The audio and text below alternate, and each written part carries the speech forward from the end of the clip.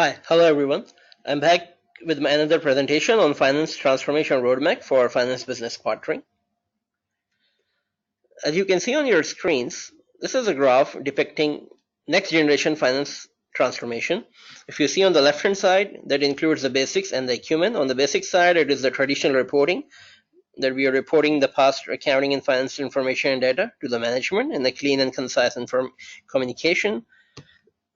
Then we're doing some sort of analysis, that is understanding business operation, teamwork, and collaboration. That is the traditional finance transformation. But when you talk about the next generation finance transformation, it includes the influence and the impact, where you should be able to influence the strategic decision making process of the organization, where you have the deep business insights, you understand the business model, the value creation cycle of business, risks, not only the financial risk, but the strategic and the business risk that is being faced by the organization, the opportunities available in the market for the organization. Then you, at the highest level, that is the level of a strategist, where you have the strategic thinking, where you should be able to reshape the future of an organization, where you have to innovate the business models of the organization to create sustainable competitive advantage.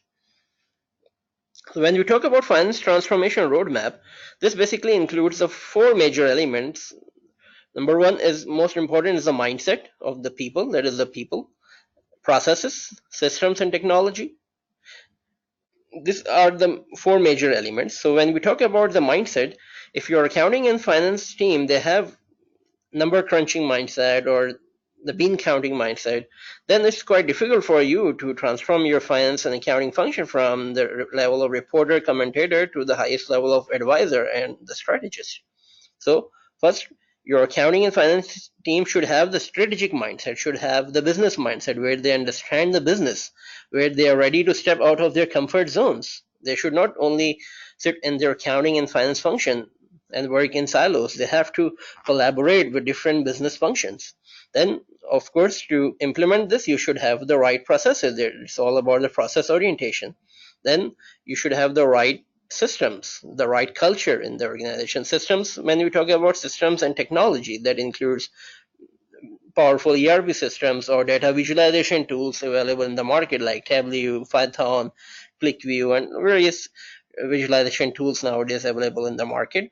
Then when we talk about analytics intelligence, it includes the reporting analysis. Then you have to move to the level of insight and prediction.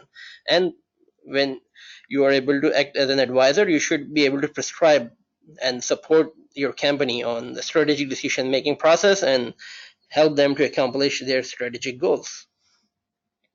When we talk about finance transformation, it is very important to understand the various facets of finance and accounting function, because usually organization faces a challenge that if they deploy their accounting and finance team for the business or for on the strategic side, then who will do the traditional accounting work? So first of all, they should understand there are various facets of finance and accounting function that they should segregate. Number one is finance as a back office service provider, finance as a control function, finance as a business enabler, finance as a strategic enabling function. So let's discuss each of them and then we will come back to this slide. When we talk about finance as a back office service provider, it includes our traditional accounting services like general ledger accounting, accounts payable, accounts receivables, payroll, cash management, revenue accounting, credit management. Here, these are the activities or these are the services which can be automated using, nowadays we have emerging technologies like RPA, robotic process automations, or even the blockchain or artificial intelligence you can deploy, because these are the routine repetitive tasks, right? Then when we talk about finance as a control function, it includes internal audit, regulatory reporting, compliance management, internal controls, policies and procedures and guidelines, and business reviews. These are usually taken care of by the internal audit function. Then this is the function that finance as a business enabler, where an organization should focus in order to transform its function from the reporting commentator to the level of advisor or the strategist. That includes the pricing analysis, business intelligence and decision support, forecasting, budgeting, profitability and report, margin analysis, working capital management, management reporting. This is usually taken care of by the FP&A managers, financial planning and analysis manager, or the treasury or the finance managers in the organization. Then this is the most important facet of finance function, that is the finance as a strategic enabling function. Here the finance act as contribute to the long-term planning of the organization, where they contribute to the vision and mission of the organization. Strategic level project budgeting. In the budgeting, not only finance is involved on the finance side or the cash flow side, but also on the strategic side, on the value creation side. What value that project is going to create for different stakeholders in the organization and the long-term valuation of the company. Then growth path alternative analysis, management accounting, M&A, mergers and acquisition, and divestiture support, ROI analysis on significant strategic investments, optimal financing, risk management. So these are very high-level activities, high-level tasks which finance function should perform in order to act as a strategic advisor or a finance business partner. If we move on to our slide of the various facets of the organization, so organization should free up their resources from these two functions or these two facets where most of the activities can be automated. For example, traditional accounting services like general ledger, account receivables, payable, even with the powerful ERP systems, you can automate these services to their maximum level.